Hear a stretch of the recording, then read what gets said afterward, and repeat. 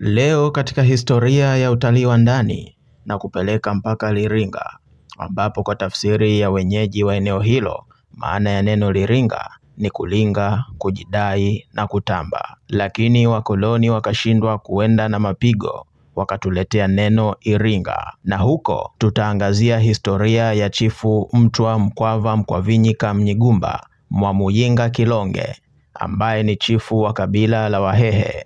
Na hapa tunakaribishwa katika ngome ya Lipuli. Karibuni Mkwawa, karibuni makumbusho ya Mtwa Mkwawa. Hapa ndipo lango ambapo tutaingia katika ngome ya Mtwa Mkwawa. Makumbusho hii ya Mtwa Mkwawa inapatikana katika mkoa wa Iringa, kata ya Kalenga, kijiji cha Kalenga na kitongoji cha Wanji.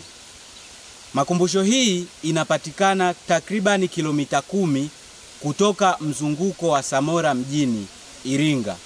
Makumbusho hii ilianza mwaka 1954 na makumbusho hii ilikuwa chini ya idara ya Malikale.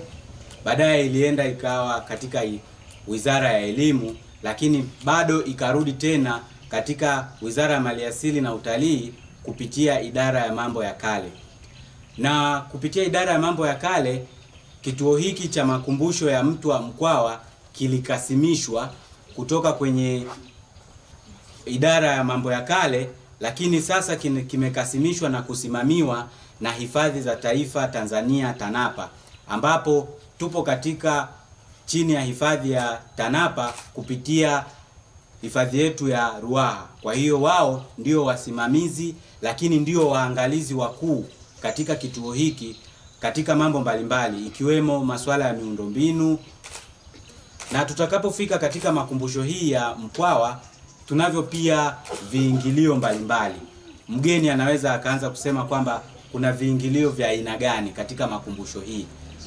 Hapa tuna viingilio kwa mtu mzima ambaye ni Mtanzania, kiingilio chake ni shilingi 2360, lakini kwa mtu ambaye ni mtoto, yeye kiingilio chake ni shilingi 1180.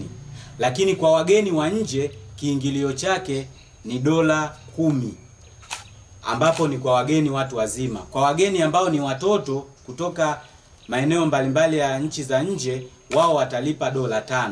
Lakini kwa wale wataalamu au wageni wenye vibali vya kuishi ndani ya nchi ya Tanzania, wao nao watalipia kiasi cha shilingi dola za Kimarekani dola 5. Tunawakaribisha sana makumbusho ya Mkwawa ili mpate historia sahihi kuhusu Mtwa Mkwava Mkwavinyika. Karibuni sana. Tufuatilie kupitia mitandao yetu ya kijamii, Instagram, X, YouTube na TikTok kama Panorama Updates. Hii ni Panorama TV.